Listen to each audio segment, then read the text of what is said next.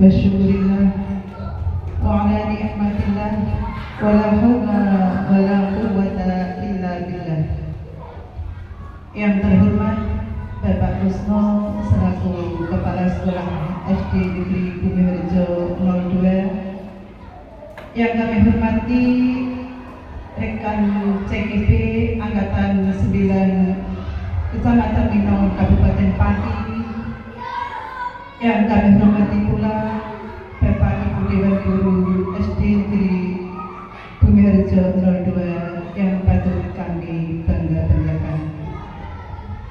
Untuk yang pertama kali, marilah kita seraya memanjatkan rasa bersyukur kehadirat Allah Subhanahu wa Ta'ala, yang mana atas nikmat rahmah, hidayah serta inayahnya pada pagi menjelang siang yang berbahagia ini, kita dapat berkumpul di ruangan yang sederhana dalam rangka diseminasi modul 1.4 budaya positif oleh Ibu Ida Susi Handayani dalam keadaan sehat walafiat. Amin Allahumma amin. Salawat serta salam semoga tetap hadir kehadiran beliau Nabi Agung Muhammad Sallallahu Alaihi Wasallam yang senantiasa akan kita nantikan syafaatnya besok di hari akhir. Hadirin yang saya hormati, sebelum acara dimulai akan saya bacakan rangkaian acara yang akan terlaksana pada pertemuan siang hari ini. Adapun acara yang pertama yaitu pembukaan. Acara yang kedua menyanyikan lagu Indonesia Raya, dilanjutkan urutan acara yang ketiga yakni doa. Acara yang nomor 4 sambutan dari Bapak Kepala Sekolah, dan yang terakhir penyampaian diseminasi modul 1.4. Demikian acara yang akan terlaksana pada pertemuan siang hari ini. Menempati urutan acara yang pertama yakni pembukaan, marilah pertemuan pada siang hari ini kita awali dengan bacaan basmalah bersama-sama. Bismillahirrahmanirrahim. Terima kasih. Hadirin yang saya hormati, menempati urutan acara yang kedua yakni menyanyikan lagu Indonesia Raya kepada yang terhormat Ibu Sri Maningsih SPDSD dipersilakan.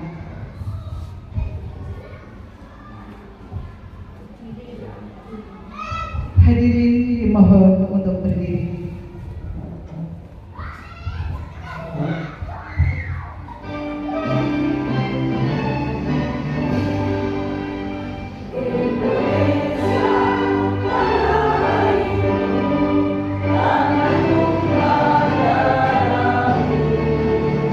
Di sana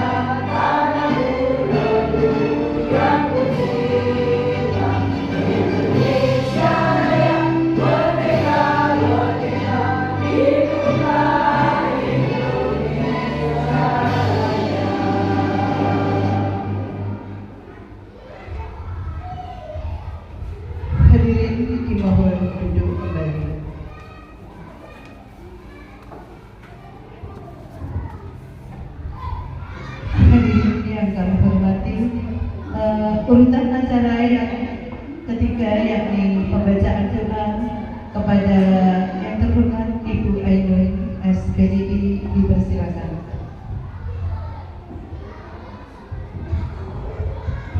Assalamualaikum warahmatullahi wabarakatuh. A'udzu billahi minasyaitonir rajim. Bismillahirrahmanirrahim. Alhamdulillahi rabbil alamin. Hamdan yuwafi ni'amahu wa yukafi mazidah. Ya Rabbana lakal hamdu kama yanbaghi li jalali wajhika wa 'azimi sultanik.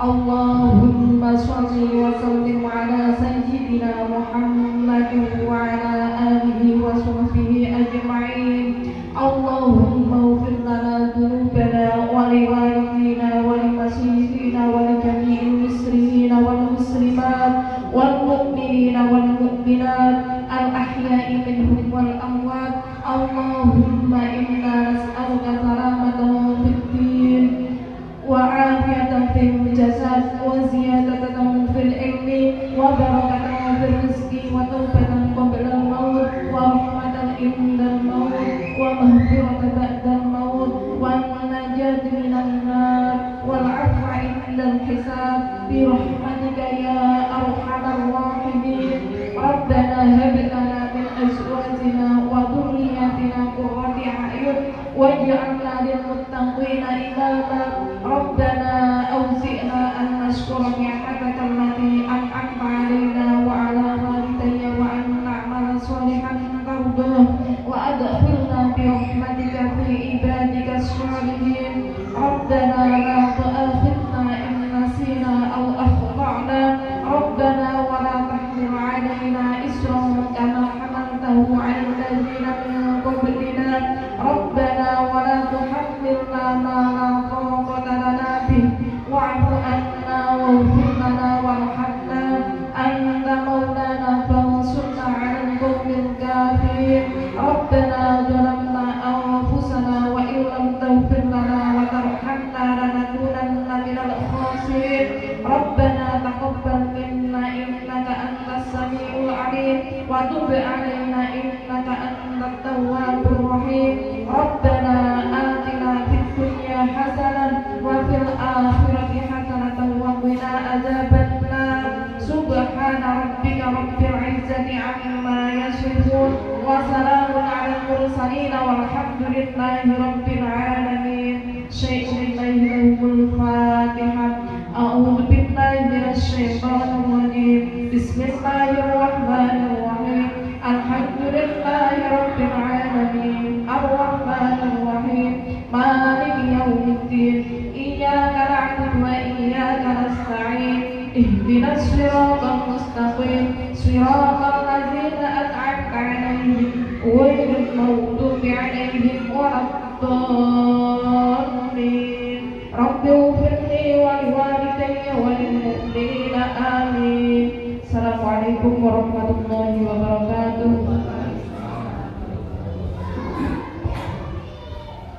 Terima kasih kami haturkan kepada Ibu Ainun yang telah membacakan doa. Semoga menjadikan lancarnya acara pada siang hari ini. Hadirin yang saya hormati, menempati urutan acara yang keempat yakni sambutan dari Bapak Kepala Sekolah kepada yang terhormat Bapak Kusno SPDSD, dipersilakan.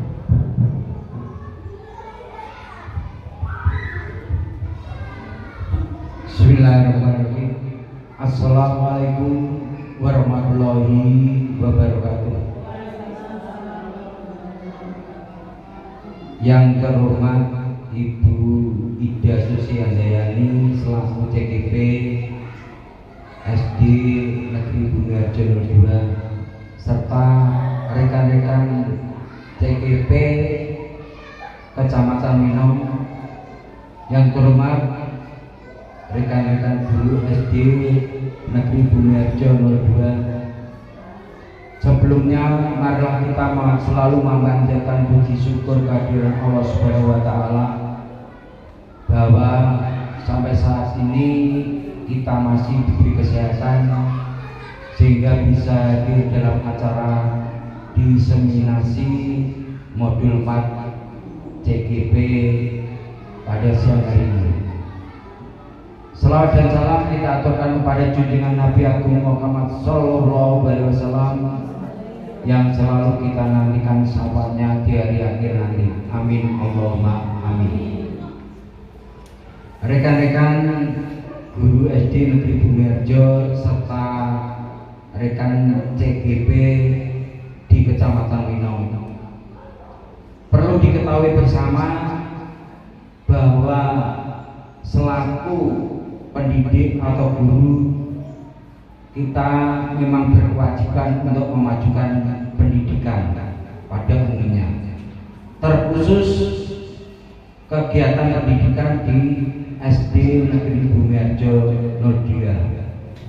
Oleh karena itu kami sangat mendukung kegiatan CGP pada siang hari ini, yang mana dalam kegiatan-kegiatan ini ada berbagai macam tahapan-tahapan yang dilalui oleh rekan kita, terutama Ibu Susi Andayani. Kami berharap dengan kegiatan seperti ini kepada rekan-rekan guru yang lain menjadikan motivasi kepada panjenengan semua untuk memajukan pendidikan yang ada di SD Negeri Bumiharjo 02. Dikandung maksud, kami juga ingin kepada rekan-rekan guru paling tidak belajar dari rekan kita selaku calon guru bernegara, yang mana ada beberapa perubahan-perubahan dalam pembelajaran atau kreativitas maupun inovasi di dalam pembelajaran. Mohon kiranya rekan-rekan guru sebagai motivator atau sebagai hal yang positif di dalam kegiatan pembelajaran di SD kita yang saya cintai ini. Pada rekan-rekan guru semuanya, termasuk rekan CGP di Kecamatan Winong, hal ini memang kami berharap ada suatu perubahan yang mana terutama kami di dalam melaksanakan kurikulum merdeka. Kami berharap kepada panjenengan selaku pembaharu ataupun selaku pemimpin di dalam kegiatan pembelajaran dalam rangka memajukan pendidikan yang kita harapkan. Kami sangat mendukung bahwa kegiatan seperti ini mudah-mudahan bisa berlangsung sesuai jadwal yang ditetapkan atau yang telah diprogramkan. Mudah-mudahan bisa berhasil dengan hasil yang maksimal. Amin Allahumma amin.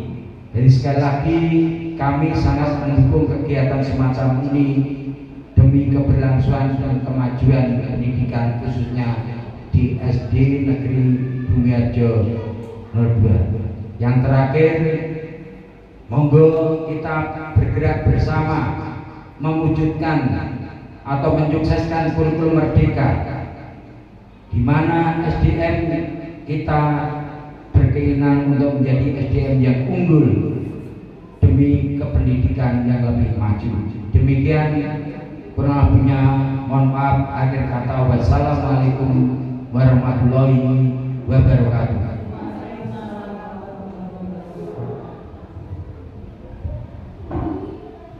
Terima kasih kami haturkan kepada yang terhormat Bapak Kusno selaku Kepala SD Bumiharjo 02.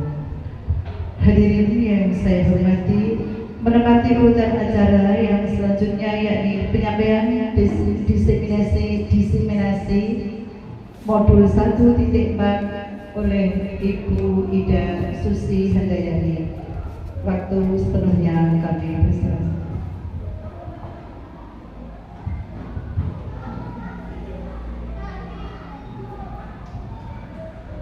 Terima kasih atas waktu yang diberikan kepada saya. Sebelumnya, Bismillahirrahmanirrahim. Ada pantun sedikit ya Bapak Ibu. Air berteriak tanda tak dalam, air tenang seperti berlian.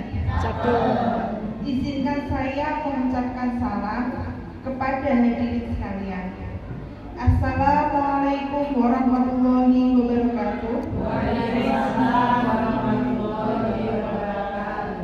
Alhamdulillahirabbil alamin wa bihi nasta'inu ala umuri dunya waddin wassalatu wassalamu ala asrofil anbiya'i wal mursalin wa ala alihi wa sahbihi ajma'in. Amma ba'd.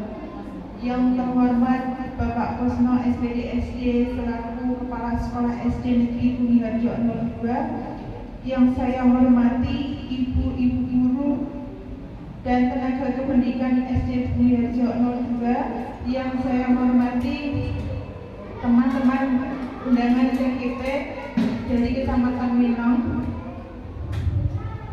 Marilah kita panjatkan puji syukur kehadirat Allah Subhanahu wa Ta'ala yang telah melimpahkan rahmat dan hidayahnya kepada kita semua sehingga bisa hadir di siang hari ini di acara diseminasi modul 1.4.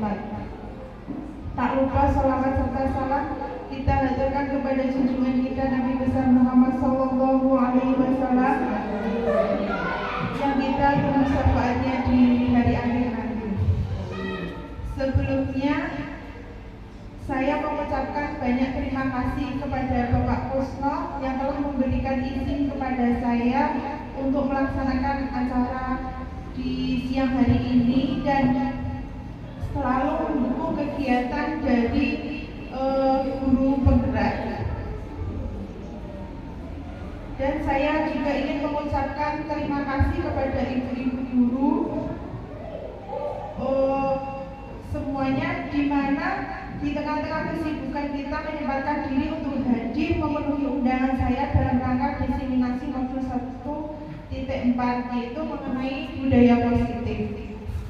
Tujuan saya mengadakan diseminasi modul 1.4 budaya positif yang pertama yaitu ini memang tugas kita untuk melakukan aksi nyata di modul 1.4. Kemudian saya ingin sedikit berbagi ilmu kepada rekan-rekan guru tentang apa yang saya pelajari di dalam guru pendidikan program guru penggerak ini. Dan yang ketiga yaitu untuk melakukan kerjasama atau kolaborasi bersama Bapak Ibu guru SD Negeri Bumi Harjo 02 mengenai budaya positif yang kita lakukan di sekolah. Apabila hanya ada satu atau dua orang guru yang melakukannya, tentulah budaya positif tidak akan berjalan. Untuk itu saya mohon kerjasamanya dari ibu-ibu guru semuanya. Sekarang untuk menyingkat waktu, langsung saja kita ke diseminasi modul 1.4.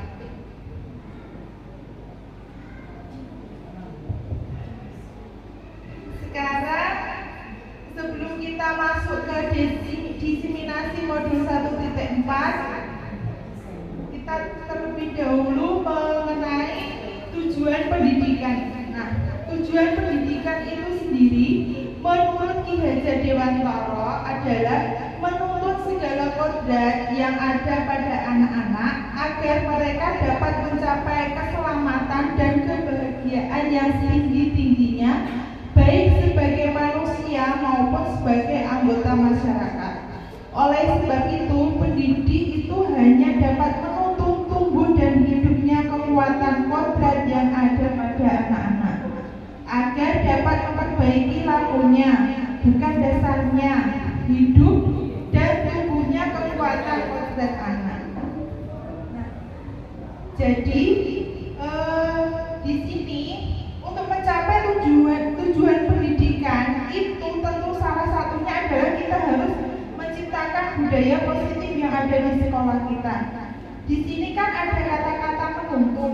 Kira-kira menuntun itu menurut pandangan Bapak Ibu itu apa ya? Menuntun. Membimbing.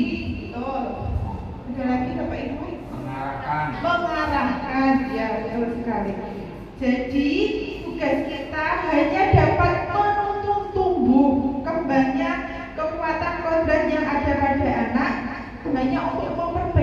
perilakunya, bukan dasarnya, karena sesungguhnya anak-anak itu sudah memiliki dasar masing-masing dan mempunyai jalan hidupnya masing-masing. Jadi tugas kita sebagai guru hanya menuntun menghantarkan mereka untuk menjadi yang mereka inginkan. Ki Hajar Dewantara juga mengibaratkan bahwa pendidikan itu adalah lahan pertanian. Nah, sekolah ini sebagai lahan pertanian dan murid itu sebagai bibit yang bagus. Sedangkan kita guru itu diibaratkan sebagai seorang petani. Ya.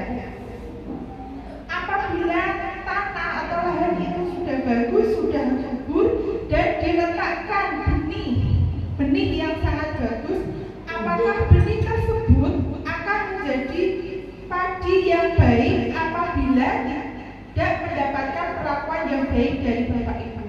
Nah, tugas kita yaitu dengan memberikan pupuk, menyiram, terus menggunakan tanah, mengolah supaya bibit yang bagus tadi bisa menjadi bibit yang unggul. Ya, betul Bapak Ibu.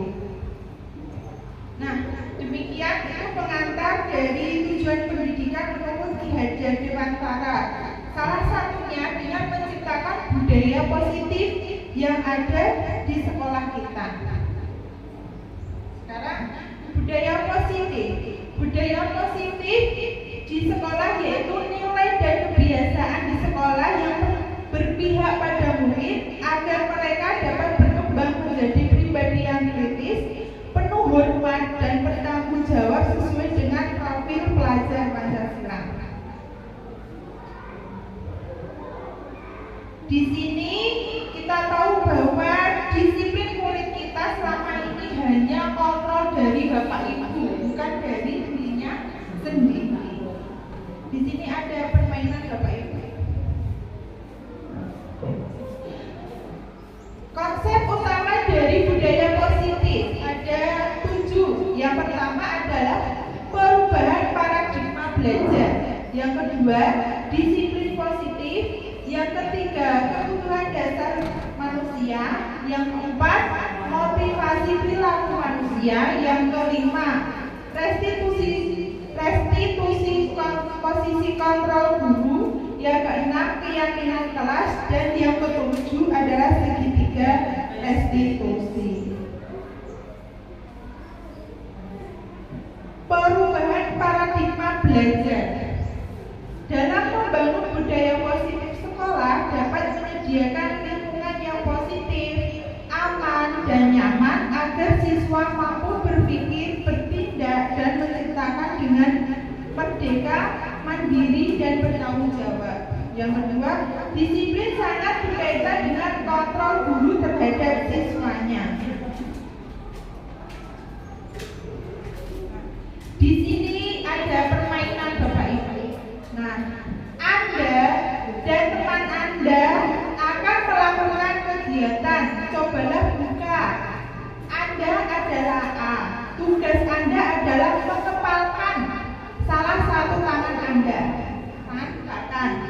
Coba Anda bayangkan bahwa Anda menyimpan sesuatu yang sangat berharga di dalam kepalan tangan Anda. Anda perlu menjaga benda tersebut sekuat tenaga Anda karena begitu pentingnya untuk kehidupan Anda. Dan tugas B rekan Anda adalah mencoba dengan segala cara membuka kepala tangan Anda.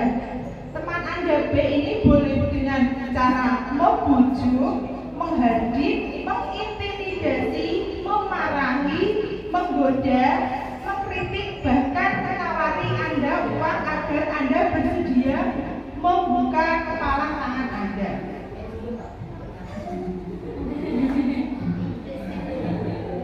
Nah, kalau Anda jadi si A, bagaimana Bapak Ibu?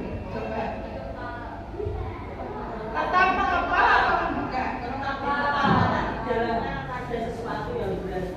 Oh, tetap dikepal karena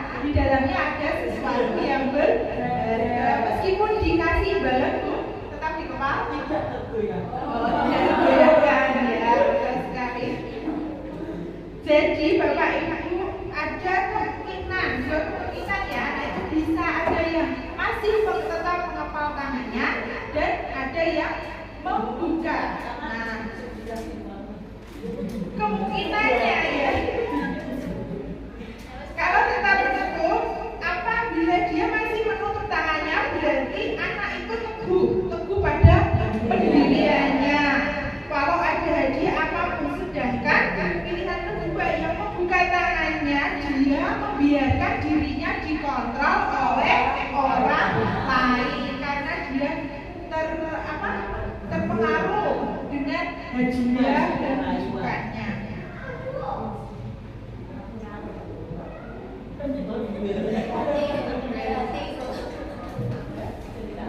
Selanjutnya, perubahan paradigma teori kontrol atau teori pilihan ilusi kontrol Dr. William Gibson. Yang pertama yaitu ilusi guru mengontrol murid. Yang kedua, ilusi bahwa kritik dan membuat orang merasa bersalah dapat menguatkan karakter. Yang ketiga, ilusi bahwa semua penguatan positif, efektif dan bermanfaat. Dan yang keempat, ilusi bahwa orang dewasa memiliki hak untuk memaksa. Menurut psikiater dan pendidik Dr. William Gibson dalam kontrol teori yang kemudian hari berkembang dan dinamakan choice theory, meluluskan beberapa konsepsi tentang makna kontrol itu sendiri. Yang pertama, ilusi guru mengontrol murid. Pada dasarnya kita tidak dapat memaksa murid untuk berbuat sesuatu jikalau murid tersebut memilih untuk tidak melakukannya. Walaupun tampaknya guru sedang mengontrol perilaku murid, hal demikian terjadi karena murid sedang mengizinkan dirinya untuk dikontrol. Saat itu bentuk kontrol guru menjadikan kebutuhan dasar yang dipilih murid tersebut. Teori kontrol menyatakan bahwa semua perilaku memiliki tujuan, bahkan terhadap perilaku yang tidak disukai. Ilusi bahwa semua penguatan positif, efektif dan bermanfaat. Penguatan positif atau bujukan adalah bentuk-bentuk kontrol. Segala usaha untuk mempengaruhi murid agar mengulangi suatu perilaku tertentu adalah salah satu usaha yang mengontrol murid tersebut. Dalam jangka waktu tertentu, kemungkinan murid tersebut akan menyadarinya dan mencoba untuk menolak bujukan kita, atau bisa jadi murid tersebut menjadi tergantung pada pendapat sang guru untuk berusaha. Selanjutnya, ilusi bahwa kritik dan membuat orang merasa bersalah dapat menguatkan karakter. Menggunakan kritik dan rasa bersalah untuk mengontrol murid menuju pada identitas gagal. Mereka belajar untuk memaksa merasa buruk tentang diri mereka. Mereka mengembangkan dialog diri yang negatif. Kadang kala sulit bagi guru untuk mengidentifikasi bahwa mereka sedang melakukan perilaku ini, karena seringkali guru cukup menggunakan suara halus untuk menyampaikan pesan negatif. Ilusi bahwa orang dewasa memiliki hak untuk memaksa. Banyak orang dewasa yang percaya bahwa mereka memiliki tanggung jawab untuk membuat murid-murid berbuat hal-hal tertentu. Adapun yang dilakukan dapat diterima selama ada sebuah kemajuan berdasarkan sebuah pengukuran kinerja. Pada saat itu pula orang dewasa akan menyadari bahwa perilaku memaksa tidak akan efektif untuk jangka panjang dan sebuah hubungan permusuhan akan terbentuk. Yang selanjutnya kedua yaitu disiplin positif. Apa makna disiplin Bapak Ibu? Disiplin apa coba? Patuh, bisa, taat, ya, taat. Disiplin itu sendiri berasal dari bahasa Latin disiplina yang artinya belajar. Makna asal dari kata ini berkonotasi dengan disiplin diri dari murid-murid Sokrates dan Plato. Disiplin diri membuat orang menggali potensinya menuju sebuah tujuan apa yang dihargai. Namun dalam budaya kita, makna disiplin itu sendiri telah berubah menjadi sesuatu yang dilakukan seseorang pada orang lain untuk mendapatkan kepatuhan. Kecenderungan umum adalah menghubungkan kata disiplin dengan ketidaknyamanan, bukan dengan apa yang tujuan mulia. Disiplin itu sendiri adalah kemampuan memerintah diri sendiri dalam mengontrol dan menguasai diri untuk memilih tindakan yang mengacu pada nilai-nilai yang kita hargai dengan penuh tanggung jawab tanpa diperintah oleh orang lain. Nilai-nilai yang kita hargai adalah nilai kebijakan sifat positif manusia yang merupakan tujuan mulia yang ingin dicapai setiap individu, yaitu nilai-nilai dalam profil pelajar Pancasila. Bapak Ibu, ingat ya nilai-nilai profil pelajar Pancasila itu apa saja coba?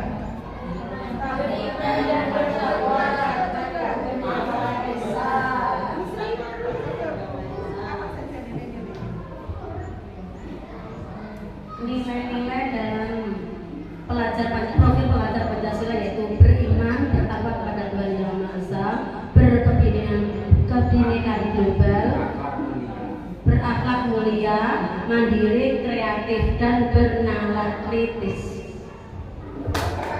Tangan berdiri manifest. Ya, nilai-nilai profil pelajar Pancasila yaitu beriman, bertakwa kepada Tuhan Yang Maha Esa, dan berakhlak mulia, mandiri, bernalar kritis, berkebinekaan global, bergotong royong, dan kreatif.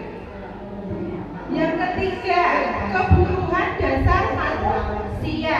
Realitas atau kebutuhan setiap orang itu mempunyai kebutuhan yang berbeda. Kita harus berusaha memahami pandangan orang lain tentang dunia. Setiap orang itu memiliki gambaran yang berbeda.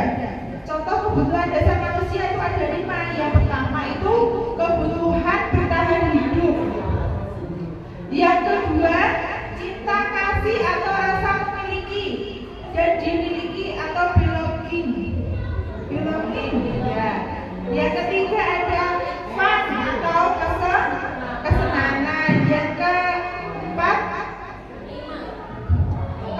ada freedom atau kebebasan. Dan yang kelima ada power atau penguasaan. Kebutuhan untuk bertahan hidup atau survival adalah kebutuhan yang bersifat fisiologis untuk bertahan hidup. Misalnya kesehatan, rumah, dan makanan. Kebutuhan biologis itu sebagai bagian dari proses reproduksi termasuk kebutuhan untuk bertahan hidup. Komponen psikologis pada kebutuhan ini meliputi kebutuhan akan perasaan aman. Yang selanjutnya adalah kasih sayang dan rasa diterima. Kebutuhan untuk dikasih sayangi dan diterima meliputi kebutuhan akan hubungan dan koneksi sosial, kebutuhan yang memberi dan menerima kasih sayang, dan kebutuhan untuk merasa menjadi bagian dari suatu kelompok. Kebutuhan ini juga meliputi keinginan untuk tetap terhubung dengan orang lain seperti teman, keluarga, pasangan hidup, teman kerja, binatang peliharaan, dan kelompok di mana kita tergabung. Yang selanjutnya adalah penguasaan. Kebutuhan ini meliputi keinginan untuk dianggap berharga, bisa membuat perbedaan, bisa membuat pencapaian, komponen diakui, dihormati. Anak-anak yang memiliki kebutuhan dasar akan penguasaan yang tinggi biasanya selalu ingin menjadi pemimpin. Mereka juga mengamati sebelum mencoba hal baru dan merasa kecewa bila melakukan kesalahan. Mereka juga biasanya rapi dan sistematik dan selalu ingin mencapai yang terbaik. Selanjutnya adalah kebebasan. Kebutuhan untuk bebas adalah kebutuhan akan kemandirian, otonomi, memiliki pilihan dan mampu mengendalikan arah hidup seseorang. Anak-anak dengan kebutuhan kebebasan yang tinggi menginginkan pilihan mereka perlu banyak bergerak, suka mencoba-coba, tidak terlalu terpengaruh orang lain, dan senang mencoba hal baru dan menarik. Nah, yang selanjutnya yaitu kesenangan. Kebutuhan akan kesenangan adalah kebutuhan untuk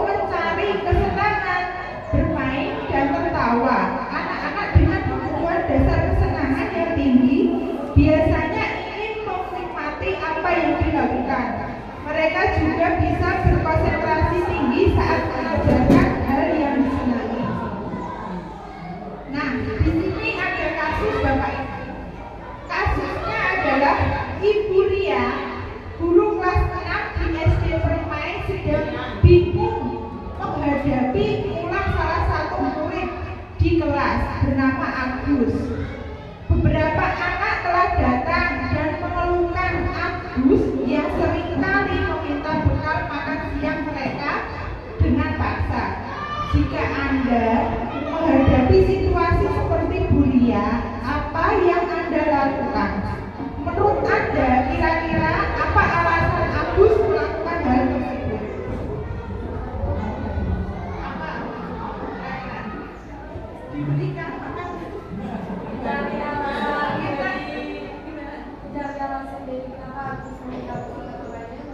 Ya, mencari alasan dari Agus meminta bekal dari temannya. Coba kita analisis kasusnya. Nah, dalam konteks penerapan disiplin positif, Ibu Lia sebaiknya mencari tahu alasan Agus melakukan tindakan tersebut agar mengetahui kebutuhan mana yang sedang berusaha dipenuhi. Yang pertama, Agus lapar dan orang tuanya tidak membawakannya bekal makan siang atau survival. Yang kedua, teman Agus menjadi perhatian kepada Agus atau love dan belonging. Yang ketiga, dia merasa hebat karena temannya jadi takut dan menuruti keinginannya atau penguasaan tadi ya Bapak Ibu power. Yang keempat, Agus merasa bosan dengan bekal yang dibawakan oleh orang tuanya karena selalu bekal yang sama atau freedom. Yang kelima, Agus hanya iseng dan dia menikmati ekspresi wajah temannya yang kesal. Dia menjadi jari atau kesenangannya. Yang keempat, semua perilaku memiliki tujuan. Teori motivasi perilaku manusia untuk menghindari ketidaknyamanan atau hukuman. Itu apa yang akan terjadi apabila saya tidak melakukannya. Itu motivasi eksternal. Sedangkan yang kedua, untuk mendapatkan imbalan dari orang lain atau instansi. Apa yang saya dapatkan apabila saya melakukannya. Itu juga motivasi eksternal. Itu seperti Bapak Ibu melakukan absen itu ya Bapak Ibu, itu adalah sebenarnya termasuk motivasi eksternal ya. Yang ketiga, untuk menghargai diri sendiri, saya akan menjadi orang yang seperti apa bila saya melakukannya. Itu motivasi internal. Tujuan dari disiplin positif. Kenapa saya harus berangkat pagi? Hukuman dan sanksi atau konsekuensi. Ini ada kasus lagi Bapak Ibu. Iva kurang menguasai pelajaran matematika sehingga pada saat pelajaran tersebut berlangsung dia lebih banyak berdiam diri atau menggambar di buku pelajarannya. Pada saat guru matematikanya Pak Seno menanyakan pertanyaan, Iva menjadi gugup dan tak sengaja menjatuhkan tasnya dari kursi serta tiba-tiba menjadi gagap pada saat berupaya menjawab. Seluruh kelas tertawa melihat perilaku Iva yang bicara tergagap dan terkejut tersebut. Pak Seno pada saat itu membiarkan teman-teman Iva yang tergagap dan malu luar biasa dan malahan meminta Iva untuk maju ke depan dan berdiri di depan kelas sambil menunjuk hidungnya karena tidak bisa menjawab pertanyaan dari Pak Seno. Kelas makin gaduh dan anak-anak pun tertawa melihat Iva di depan kelas memegang ujung hidungnya. Dari kasus tersebut, apakah Anda setuju dengan tindakan Pak Seno terhadap Iva, Bapak Ibu? Tidak. Mengapa? Termasuk bullying ya. Menurut Anda tindakan Pak Seno terhadap Iva adalah sebuah hukuman atau konsekuensi? Hukuman. Masuk? Hukuman. Mengapa demikian? Melakukan aksi. Melibatkan musik ya? Ya, itu termasuk hukuman. Nah, ini perbedaan antara hukuman dan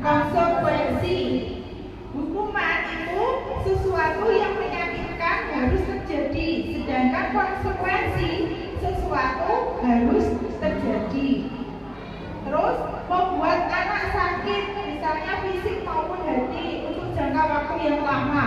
Kalau konsekuensi membuat anak merasa tidak nyaman dalam jangka waktu pendek. Sedangkan hukuman anak membenci kedisiplinan. Kalau konsekuensi anak menghargai kedisiplinan. Hukuman itu paksaan, sedangkan konsekuensi stimulus tanggapan. Hukuman mendorong anak menyakiti diri sendiri, sedangkan konsekuensi mendorong anak agar mudah menyesuaikan diri. Hukuman konsep diri yang buruk, konsekuensi konsep diri yang baik. Hukuman anak belajar untuk menyembunyikan kesalahan. Kalau konsekuensi anak belajar untuk mematuhi peraturan. Hukuman marah, rasa bersalah, dipermalukan, merasa tak dihargai. Kalau konsekuensi kehilangan hak, dibuat tidak nyaman, diasingkan untuk sementara waktu. Nah, di sini ada kasus Bapak Ibu. Marilah kita berarti ini termasuk hukuman atau konsekuensi. Lari mengelilingi lapangan basket 2 kali karena terlambat hadir di sekolah, termasuk hukuman. Ya, saya simpan dulu jawabannya. Membersihkan coretan yang dibuat di meja. Murid diminta untuk push up 15 kali karena tidak menggunakan masker ke sekolah. Menggantikan kertas tugas temannya yang telah dicoret-coret. Berjemur di lapangan basket pukul 12 siang karena ngobrol dengan teman. Murid diminta bertelanjang kaki bertelanjang. Murid diminta bertelanjang kaki sepanjang hari karena tidak menggunakan sepatu warna hitam sesuai peraturan. Termasuk mana konsekuensi? Nah, berdiri di depan kelas sambil mengangkat kaki satu karena tidak bisa menjawab pertanyaan. Nah, coba kita cocokkan ya Bapak Ibu. Yang nomor 1 tadi hukuman, betul. Yang kedua konsekuensi, yang ketiga hukuman, konsekuensi, hukuman, dan hukuman. Betul, tepuk tangan buat kita semua Bapak Ibu. Selanjutnya, yang kelima yaitu restitusi posisi kontrol oleh guru. Yang pertama ada sebagai penghukum. Yang kedua, membuat merasa bersalah. Yang ketiga, teman. Yang keempat, pemantau. Dan yang kelima sebagai manajer. Nah, di sini ada video 5 posisi kontrol. Mari kita saksikan bersama-sama Bapak Ibu.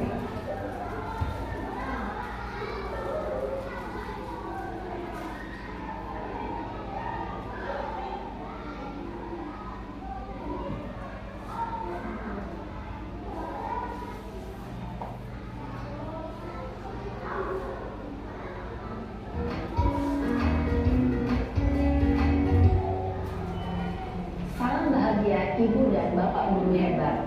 Dalam penerapan disiplin positif restitusi, salah satu program yang dikembangkan adalah 5 posisi kontrol. 5 posisi kontrol dalam restitusi adalah proses perjalanan seorang pendidik agar dapat mengenali dirinya. Pada video kali ini, kita akan membahas tentang 5 posisi kontrol yang dikembangkan oleh Diane Gosset dan contoh penerapannya.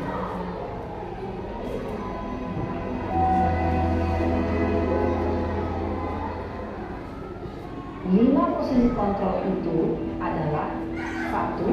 Posisi penghukum. 2. Posisi pembuat merasa bersalah.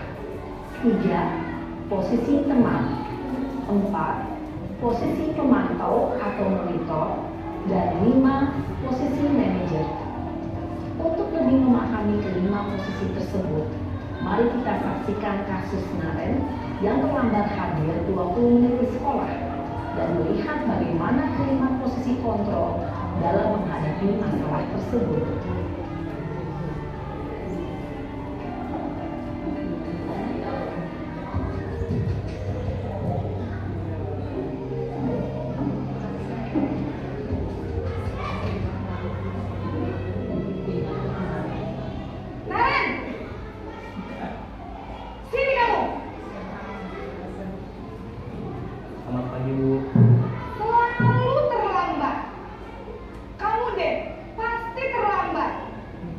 Bu, saya Apa? Apa coba? Alasan kamu apa lagi? Kapan sih kamu tidak terlambat? Malas sekali ya kamu jadi anak. saya Dasar pemalas. Gak kapok-kapok sih kamu. Sudah berapa kali terlambat? Sana, kamu keliling lapangan basket 2 kali. kenapa saya harus pilih lapangan basket, Bu? Kenapa? Kamu melawan ibu. Berani-beraninya jawab. Sudah terlambat, masih berani jawab pula. Sekarang, keliling lapangan basket 5 kali sekalian. Biar kapok. Cepat. Pergi sana ke lapangan basket.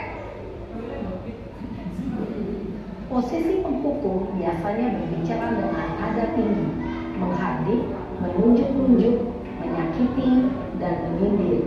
Hukuman bisa berupa fisik maupun psikis. Ibu dan bapak guru hebat. Dampak yang terjadi pada murid ketika guru berada pada posisi penghukum adalah murid cenderung akan memberontak, bahkan menyimpan dendam.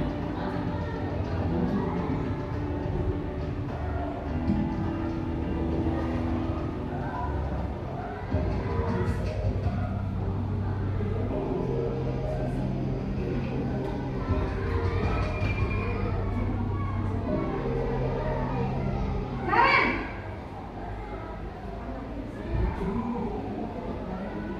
Selamat pagi, Bu. Naren! Kamu kenapa terlambat lagi, nak? Ya Tuhan, Naren. Kamu senang ya bikin ibu susah ya? Kalau kamu terlambat lagi, nanti ibu yang ditegur oleh kepala sekolah, nak. Disangka ibu tidak bisa membina kamu. Duh, gimana ini? Maaf, Bu. Duh, Gusti Naren. Kamu suka ya kalau ibu ditegur bapak kepala sekolah? Terus, sekarang ibu harus tulis apa ini di buku absen? Ini kamu sudah sering terlambat loh. Ibu harus apa coba? Maaf, Bu. Maaf sekali. Ya sudah, lain kali jangan bikin ibu susah lagi anak ya. Ibu tidak akan kuat lagi kalau kamu gini terus. Bisa jantungan kalau ibu tegur bapak kepala sekolah. Sana cepat kelas. Maaf ya, Bu. Maaf sekali. Posisi pembuat rasa bersalah berbicara dengan nada tenang, cenderung lembut, namun kata-kata yang diutarakan membuat murid merasa menjadi orang yang gagal, memandang buruk dirinya sendiri, merasa tidak berharga, dan tidak sanggup membahagiakan orang lain. Ketika guru mengambil posisi pembuat rasa bersalah, murid akan menganggap dirinya yang bersalah dan ia akan menyimpan emosi negatif tersebut di dalam dirinya.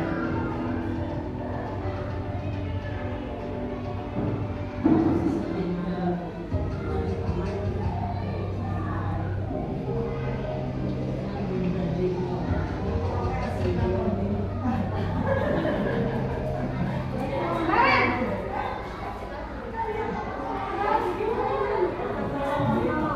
Selamat pagi, Bu.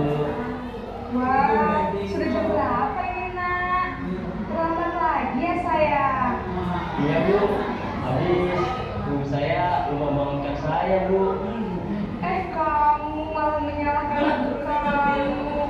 Kamu bukannya anak yang larinya paling kencang. Kok terlambat sih? Iya, Bu. Saya memang terlambat bangun tadi. Jadi biarpun saya lari kencang, tetap gak kekejar, Bu. Ya sudah sana. Nanti lain kali larinya lebih kencang lagi ya. Biar gak terlambat lagi. Bikin seneng ibu. Demi ibu. Bisa kan? Bisa lah, Bu.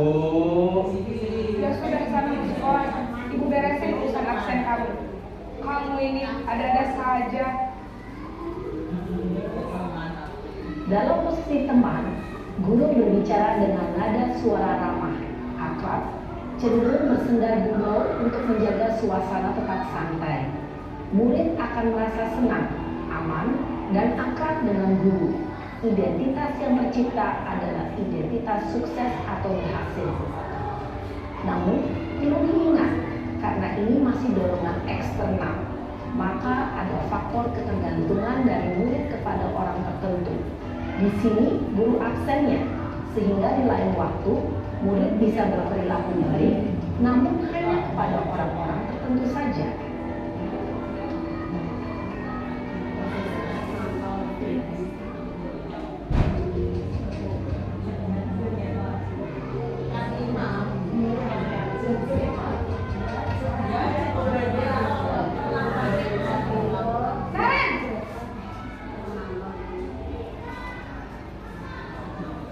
Selamat pagi, Bu. Naren, apa peraturan sekolah kita tentang jam berapa kita harus masuk sekolah, Nak? Kita harus di sekolah jam 7, Bu. Iya betul, sekarang sudah jam 7.20. Naren sudah tahu konsekuensinya jika terlambat hadir. Paham, Bu. Saya harus tinggal kelas pas jam istirahat selama 20 menit. Iya benar, konsekuensinya demikian. Jadi nanti jam 9.30 pas istirahat, kamu harus tinggal di kelas, kerjakan tugas tambahan untuk ketertinggalan kamu, ya? Baik, Bu. Posisi pemantau mengandalkan penghitungan atau data untuk mengontrol murid. Guru mengarahkan murid berdasarkan peraturan dan konsekuensi. Seorang pemantau menunjukkan bahasa tubuh dan ekspresi wajah yang datar dan cenderung formal.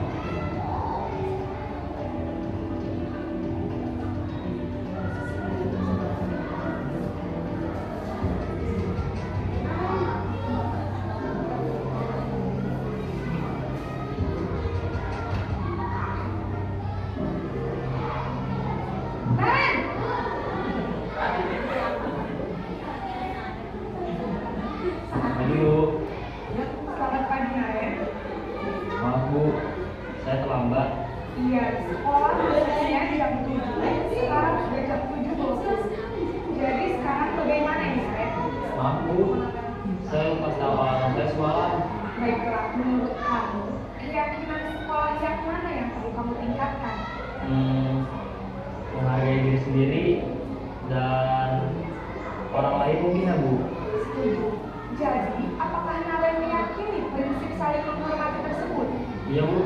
Saya meyakininya. Apakah Naren bersedia memperbaiki masalah keterlambatan ini? Bersedia, Bu. Bagaimana kamu akan memperbaiki masalah keterlambatan ini? Saya akan coba untuk tidak lupa menyetel alarm saya, Bu. Baik, kalau Naren lupa menyetel alarm di rumah, ada orang yang kira-kira bisa bantu mengingatkan tidak? Ada, Bu. Kata saya, Kak Emma. Ada lagi selain Kak Emma? Selain Kak Emma, ada ibu saya. Baik, jadi yang mengingatkan Naren adalah Kak Emma dan ibu kamu, ya? Kira-kira akan mulai setel alarm kapan nih, Naren? Setelah pulang sekolah, akan segera saya lakukan. Baik, jadi Naren akan setel alarm untuk bangun besok pagi dan akan diingatkan oleh kakak dan ibunda Naren, ya? Ada lagi yang mungkin perlu dilakukan, Naren? Agar tidak terlambat bangun lagi. Tidak ada, Bu. Baik, Naren. Terima kasih untuk kerjasama kamu. Sekarang kamu perlu kembali ke kelas untuk belajar. Baik, Bu. Terima kasih. Posisi manajer adalah posisi kontrol yang disarankan untuk membimbing murid memiliki sikap disiplin yang positif, yaitu murid yang mandiri, bertanggung jawab, dan dapat memecahkan masalah. Tujuan dari posisi ini adalah agar murid dapat berefleksi atas tindakannya. Guru akan dengan tulus memberikan pertanyaan-pertanyaan bermakna, sehingga membuat murid dapat belajar dari kesalahannya dan mencari sebuah solusi untuk menyelesaikannya. Ibu dan bapak guru hebat, setelah mengamati adegan kelima posisi kontrol tadi, kira-kira posisi mana yang paling ideal? Posisi mana yang dapat menunjang motivasi intrinsik murid? Ya, tentu posisi manajer. Posisi ini memang posisi ideal yang ingin dituju setiap pendidik. Pada posisi inilah, guru dapat menerapkan disiplin positif yang berpihak pada murid.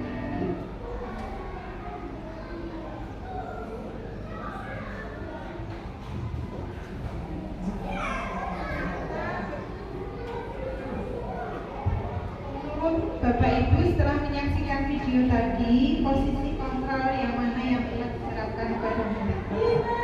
Terima sebagai posisi kontrol sebagai manajer. Ya.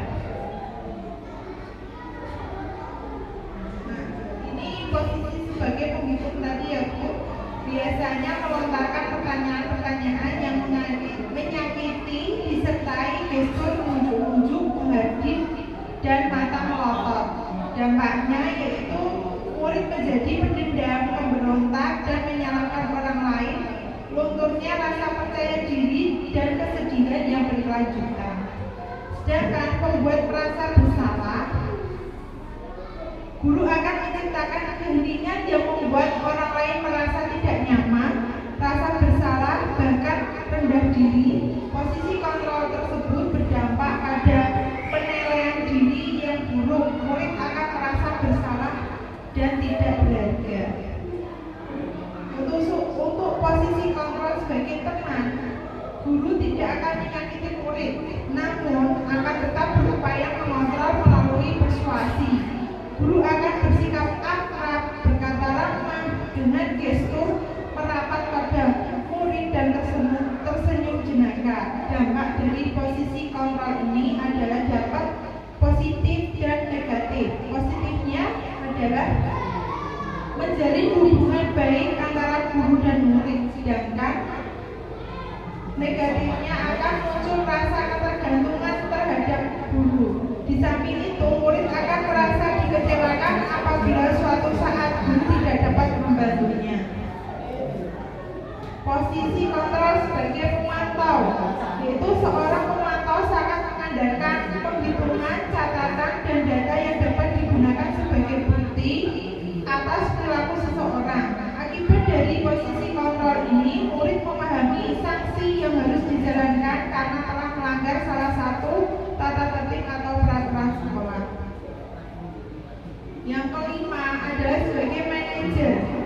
Posisi di mana guru melakukan sesuatu bersama murid, mempersilahkan murid untuk mempertanggungjawabkan perilakunya, mendukung murid agar dapat menemukan solusi atas permasalahannya sendiri. Di sini penekanan bukan pada kemampuan membuat konsekuensi, namun bagaimana dapat berkolaborasi dengan murid dalam memperbaiki kesalahan yang telah dilakukan. Selanjutnya adalah keyakinan kelas. Keyakinan kelas adalah nilai-nilai kebijakan atau prinsip-prinsip universal yang disepakati secara bersama, secara universal lepas dari perbedaan agama, suku, negara, dan bahasa. Menurut Gosen 1998, suatu keyakinan akan lebih memotivasi seseorang dari dalam atau intrinsik. Seseorang akan lebih bersemangat untuk menjalankan keyakinan daripada hanya sekedar mengikuti peraturan. Pembentukan keyakinan kelas. Keyakinan kelas itu bersifat lebih abstrak daripada peraturan yang lebih rinci dan konkret. Keyakinan kelas berupa pernyataan universal. Pernyataan keyakinan kelas dibuat dalam bentuk positif. Keyakinan kelas hendaknya tidak terlalu banyak sehingga mudah diingat dan dipahami. Keyakinan kelas sebaiknya sesuatu yang dapat diterapkan di lingkungan tersebut. Semua warga kelas ikut berkontribusi dalam pembuatan keyakinan kelas lewat kegiatan curah pendapat. Yang selanjutnya adalah bersedia meninjau kembali keyakinan kelas dari waktu ke waktu. Nah, ini ada peraturan dan keyakinan kelas ya Bapak Ibu. Di keyakinan kelas ini nilai yang terdapat dalam peraturan. Misalnya selalu kembalikan buku ke tempatnya. Itu termasuk nilainya apa termasuk Bapak Ibu?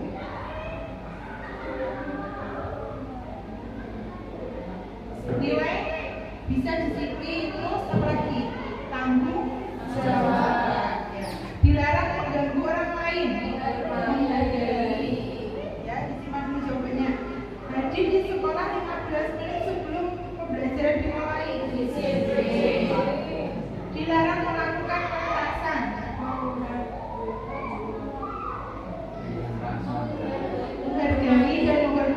Dilarang menggunakan narkoba. Kesehatan mata bisa kesehatan. Bergantian atau menunggu giliran. Sabar. Terus menggunakan masker. Kesehatan. Jangan berlari di kelas atau koridor. Ya, kita coba. Nah, ini ada keyakinan pada dan nilainya tanggung jawab, menghormati orang lain, berkomitmen, ada keselamatan, kesehatan, kesabaran ya Bapak Ibu untuk bergantian atau menghubungiran. Terus menggunakan masker itu bisa kesehatan. Ini kemarin saya sudah membuat dokumentasi keyakinan kelas Bapak Ibu.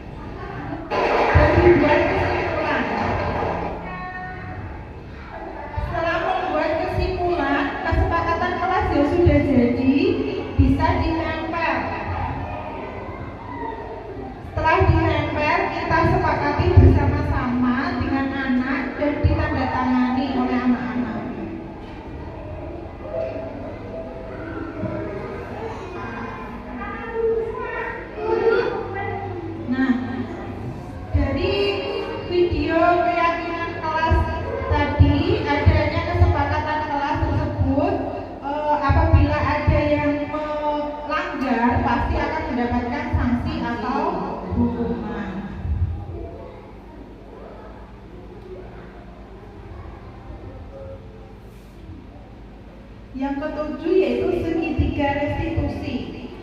Proses menciptakan kondisi bagi murid untuk memperbaiki kesalahan mereka sehingga mereka bisa kembali pada kelompok mereka dengan karakter yang lebih kuat.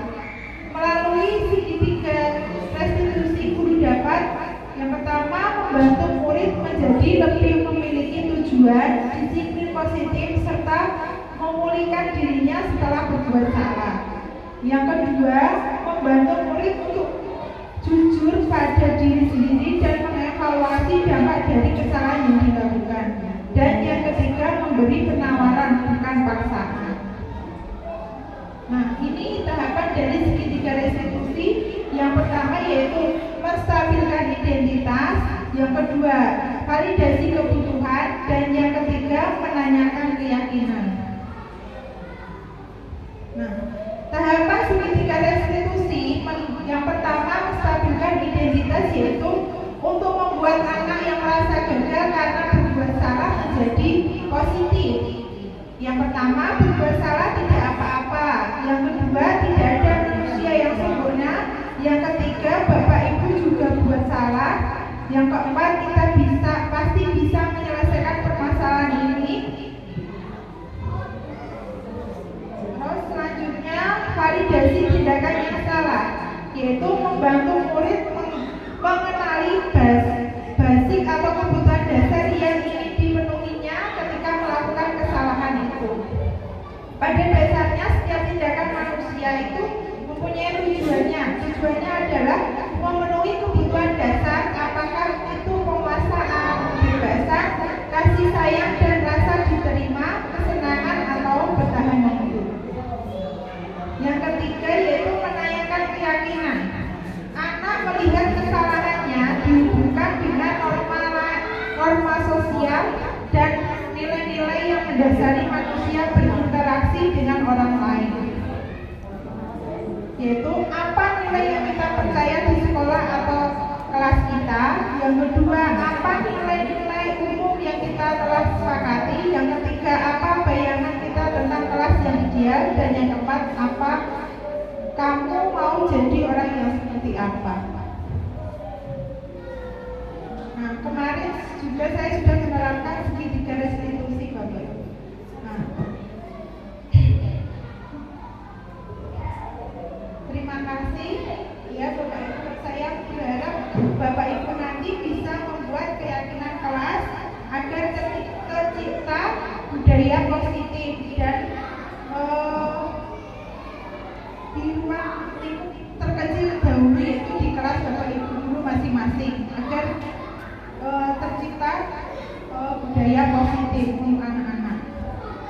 Untuk mewujudkan budaya positif itu tidak membutuhkan waktu yang singkat, tetapi membutuhkan proses yang melibatkan berbagai pihak di sekolah. Untuk itu, marilah kita bergandeng tangan, saling mendukung, saling berkolaborasi untuk mewujudkan budaya positif demi anak didik kita dan juga demi bangsa kita.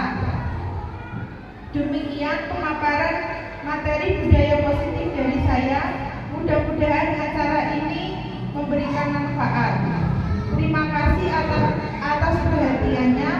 Kurang lebihnya saya mohon maaf. Tadi saya buka pakai pantun, saya tutup juga pakai pantun ya Bapak Ibu. Bu Dewi pergi mengaji, pulang-pulang membawa pisang. Usai sudah acara hari ini, terima kasih dan semoga berkesan. Wassalamualaikum warahmatullahi wabarakatuh.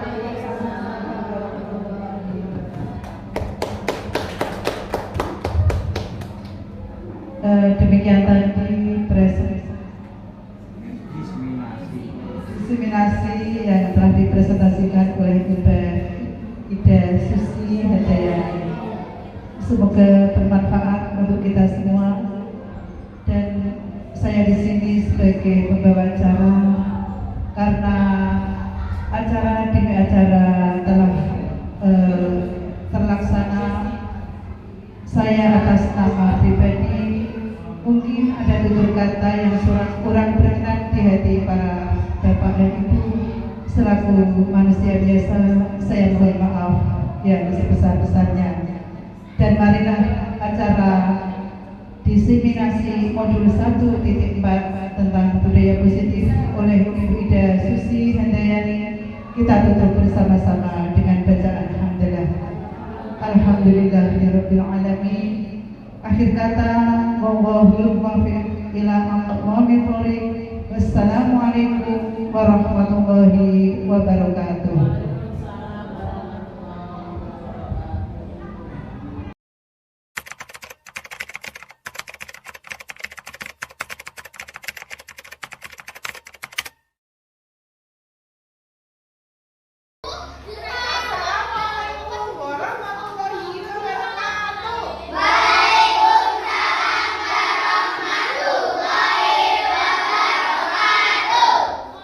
Selamat pagi anak-anak.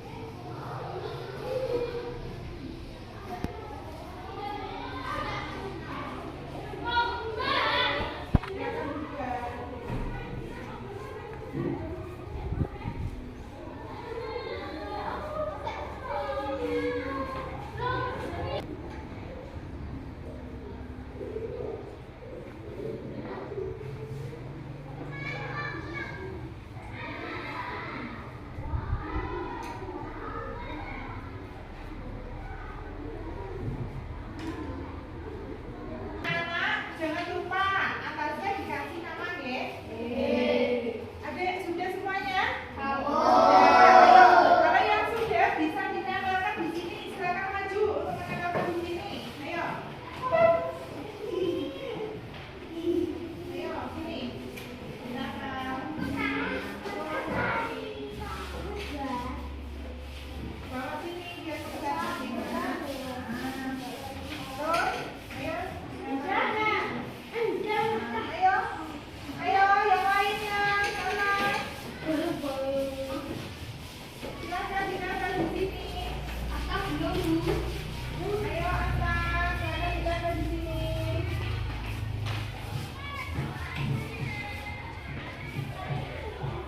Ayo.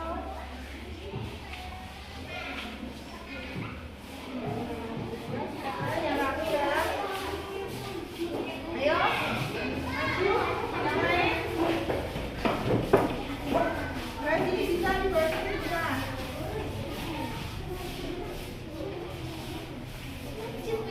Anak-anak tadi sudah menempelkan semuanya?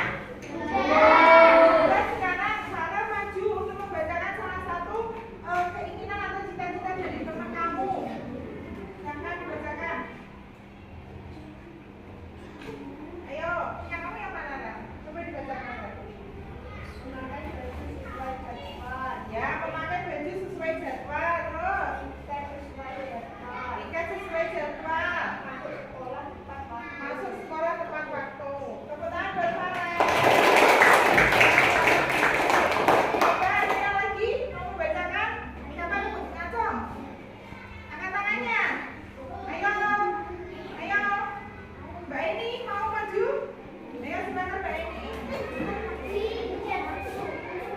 Jatuh. Ayo silakan Mbak Eni. Boleh membacakan punyanya sendiri, boleh membacakan punya orang lain, temannya. Ya. Yang kelas suaranya. Melaksanakan tiga kelas Terus, dan datang tepat waktu, terus. mendapatkan kelas yang rapi, bersih dan aman. Tadi dari siapa itu? Punya kamu sendiri. Punyanya siapa? Akila. Tepuk tangan buat Aini dan Akila. Tadi ini ada juga datang sekolah tepat waktu sama punyanya ini Akila. Terus menjaga kebersihan kelas, menjaga kerapian kelas. Ada juga. Nah, ini guru kumpulkan yang sama. Nanti terus kita membuat kesimpulan. Nah, ini guru sudah mengumpulkan cita-cita kalian yang sama. Nanti tinggal kita membuat kesimpulan. Maka membuat kesepakatan kelas 4. Oke?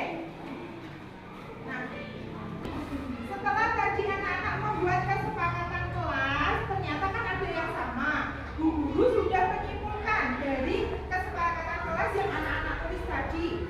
Ayo, siapa yang mau maju untuk menempelkan di kertas ini? Ayo, ayo siapa? Ayo, kita maju.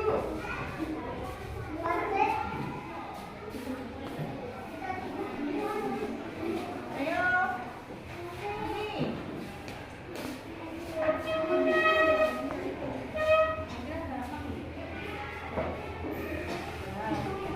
Terus, ayo, yang mau maju untuk menempelkannya.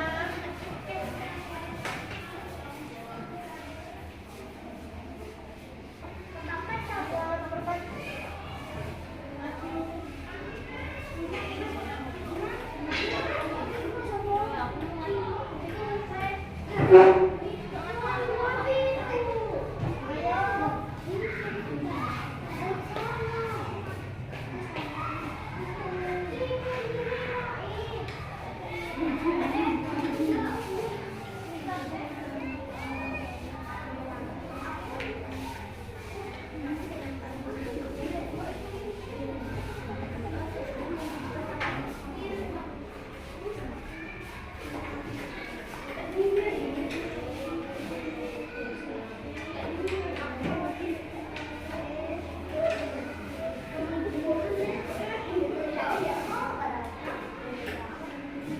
Tadi dari kesepakatan kalian di sana kita simpulkan ternyata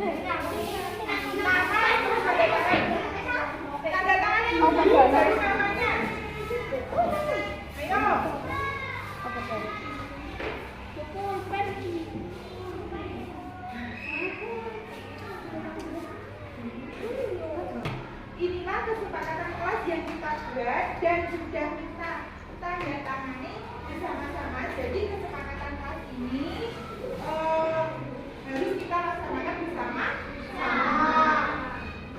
Dengan mengucap Bismillahirrahmanirrahim, kesepakatan kelas 4 di SD Negeri Bumi Harjono 2 berhasil disepakati, ya.